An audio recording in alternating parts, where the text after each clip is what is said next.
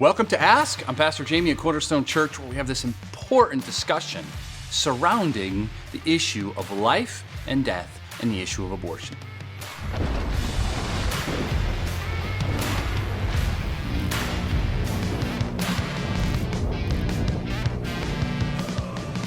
This edition, we're going to deal with questions surrounding the recent Supreme Court decision about the issue of abortion. This is not going to be meant to incite anger or debate that treats people in a way that we don't think God wants us to treat each other. Instead, what I want to do is not necessarily change anyone's mind, but to deal with some of the common questions and to deal with some of the common things that have been said directly to me or I have seen said or posted that I think more insight needs to be shed. So whether or not you think abortion is okay, I'm hoping that you'll at least listen and it can incite more questions and we can actually have a dialogue about such an important issue. I think a lot of the rhetoric, just like most of the things in our country, has created sides to where nobody's listening to each other. So the first thing that I hear is you, meaning typically Christians, are forcing religion upon us, so that they say that the decision the Supreme Court made is actually a faith or a biblical-based decision. This is not true. They made a decision based on the reading of the Constitution of the United States. And as far as those of us who are against abortion, pro-life, as you might call us, this is not about legislating religion. This is not any of us saying there should be a law forcing you to go to church, read a Bible, believe in God, believe in Jesus or anything like that, forcing you to pray. We would never be for that. There should be a freedom to practice your religion or no religion, whatever your worldview is. However, you need to understand that everybody, not just Christians, but everybody looks at things through a lens of their worldview. That's what we'll call it. Worldviews can be political, they can be philosophical, they also can be faith-filled. So a Muslim might have a certain worldview, a Jewish person, a Christian, etc. And even within those groups, there's variations, right? And so all of us are going to look at every issue, especially important issues like life and where it begins and how it should be protected, through the lens of what we believe. And so, of course, Christians are going to look at abortion through the lens of their faith. This is different than trying to force religion upon you. We believe things are true, that things are right or wrong, and we will preach and teach those things biblically. That doesn't mean we believe laws should be formed. For instance, the Bible's clear. A sexual relationship before marriage is wrong. And we believe that, and we teach that, right? And there's a lot that goes into that, right? But my point is, we would never as Christians expect there to be a law written that you have to follow that if you're not a Christian. The reason abortion is different is we believe science has proven that this is a whole life that's at stake. That is not just the mother, but there now is a separate being, a life, a human life made in the image of God that we need to protect. And so we take religion completely out of that. The second thing that kind of leads to that is used to be the main question, but I see it a lot less. Is a fetus a human life? We believe, and by the way, a lot of my information I used as a major source is an article called The 10 Myths of Abortion, written by Dr. Ingrid Skop. And we'll post that and share that so you can read it much more in depth, and she's way smarter about it. But I think as I read that, I've read other things, it's pretty clear and pretty accepted science now. It wasn't in the 70s when Roe v. Wade happened, that there is separate DNA and this is a life form, right? So the question is a fetus a human life? And we believe science has proven that it is. Fetus just simply means offspring, right? And let me just kind of read for you some real quick facts. There's so many other things, but by 8 weeks, the hands of a child have been formed, fingerprints are forming. By 9 weeks, fingernails are forming, and he can be seen, or she, on the sonogram sucking their thumb. By 10 weeks, they squint, swallow, and frown. By 12 weeks, they smile, have intricate hand and feet movements, and at this point, all the organs are present, okay? So all of those, you can have an abortion. We know science has proven that's a child, that is a person in the womb. And that's why we're so vehement about being pro-life.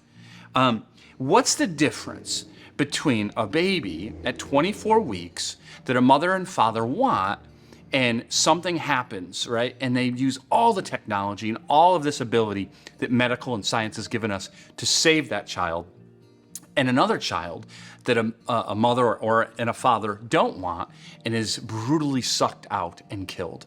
The only thing is somebody wants the child. Should that be the deciding factor of whether we let a person live, is whether or not somebody wants them?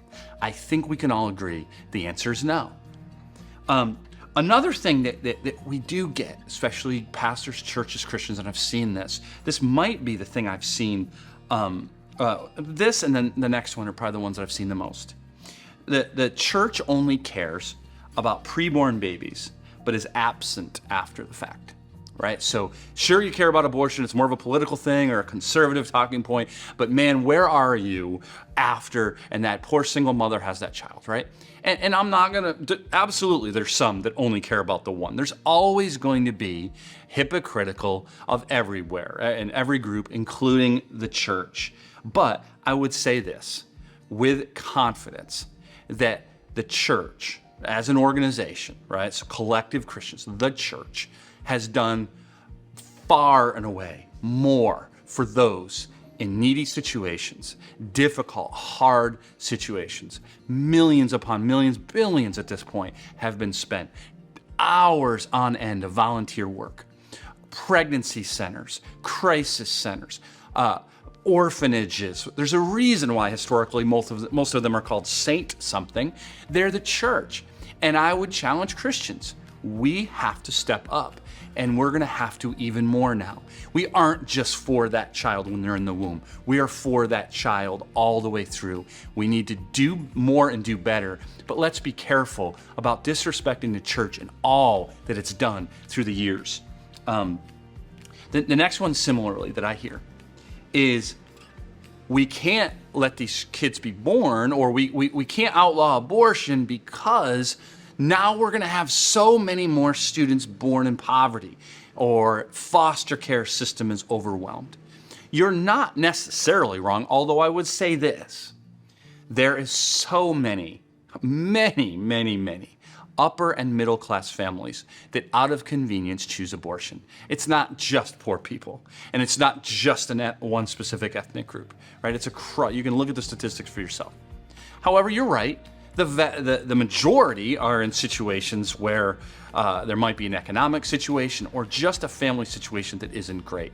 And that matters to us. However, is that a reason to not let someone live?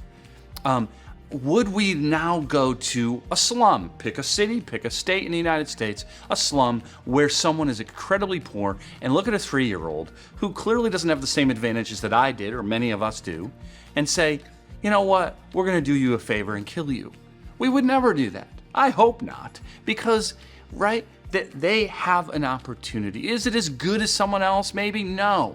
But they've been born, by the way, in poverty, in a country that has the most available opportunity and the richest country that this planet has ever seen.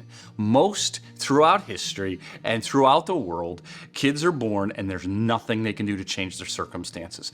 This is the most we've ever seen. So why would we want to take that away from them? Should more be done? Yes. Should we look at reforming our foster system? Yes. I think a lot of that's where the church does need to step up.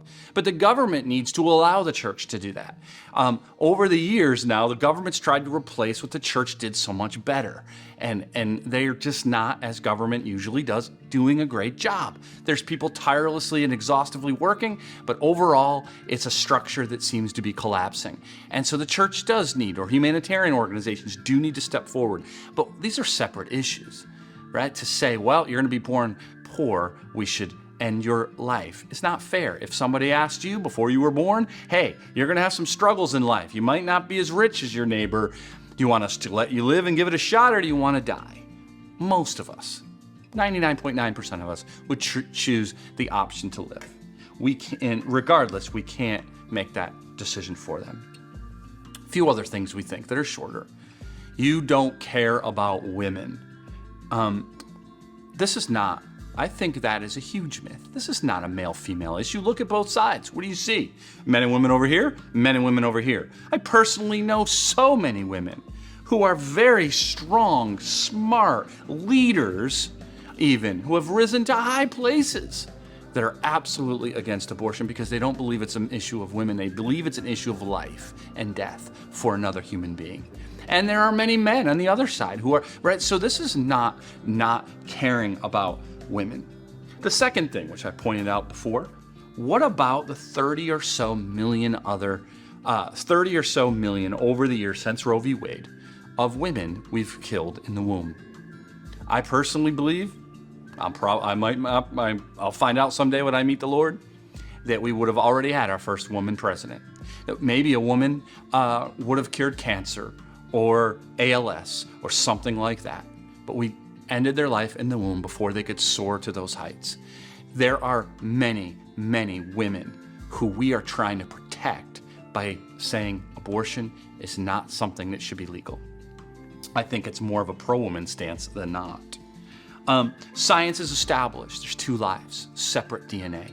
So we do care about the mother. Nobody argues that a woman should give their life in childbirth for a child or a crisis pregnancy. That should be in the hands of that family and that doctor, and not a law but those rape, incest, those things that people argue, those are less than 3% of abortions, right? So those are complicated discussions, right? But overall, we still care about women. Similar, this is about healthcare. Hear that all the time. That's a myth. This is not about healthcare.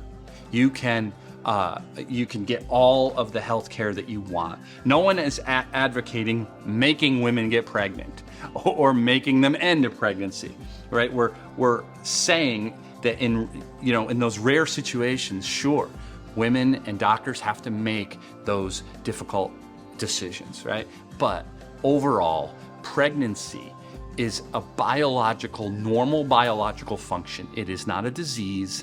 It is not like cancer or something like that. It is something that happens as a consequence to sex. I'm sure you knew that. It is not something that just happens to a woman or to a father, right? There is a situation that it's a pregnancy, and that we believe that you have the opportunity to be abstinent. You can protect yourself, and if you don't, there's now a consequence. You can give that child up for adoption, yes, but to end it out of convenience, we don't think should be an option. Lastly, my body, my choice. You've probably heard arguments against this. This falls like a house of cards. There is lots of laws on the books that tell us that we can't do things with our bodies because it endangers someone else. I can't drink and drive, right? Why not? Because I might kill you or your child. And you say, well, then how is that abortion? Isn't that a unique decision? Well, you're killing what we believe to be another human being. And so my body, my choice, we don't believe stands up. Lastly, let me just say this for Christians. Is it biblical? I'll give you a few verses, just so you know. It absolutely is. So if you're a Christian, you should not be okay with abortion. Psalm 139 says this, "For you formed my inward parts. You knitted me together in my mother's womb. I praise you, for I am fearfully and wonderfully made." Exodus 21, 22 to 25. "When men strive together and hit a pregnant woman, so that her children come out, but there is no harm, the one who hit her shall surely be fined, as the woman's husband shall impose on him, and he shall pay as the judge is determined. But if there is harm, then you shall pay for life, eye for eye, tooth for tooth, hand for hand, foot for foot, burn for burn, wound for wound, stripe for stripe." Clearly, the child is part of God's plan. Ecclesiastes 11:5. As you do not know the way the Spirit comes to the bones in the womb of a woman with child, so you do not know the work of God who makes everything. And so we establish scripturally that it's a child in the womb. There's many verses on not taking a life against their wishes, right? And we see how many places in scripture the blessing that children are and that they provide. And also you can think about the passage of Jacob and Esau actually wrestled in the womb. And there's so many more. And so I know it's hard. You receive the vitriol, but we must pray for and stand upon the truth that those children need to be protected, both men and women who will someday be men and women who are children in the womb. I hope this has been helpful, and if there is any good, honest questions, please submit them to our website, CornerstoneBV.org. Hopefully we'll see you soon.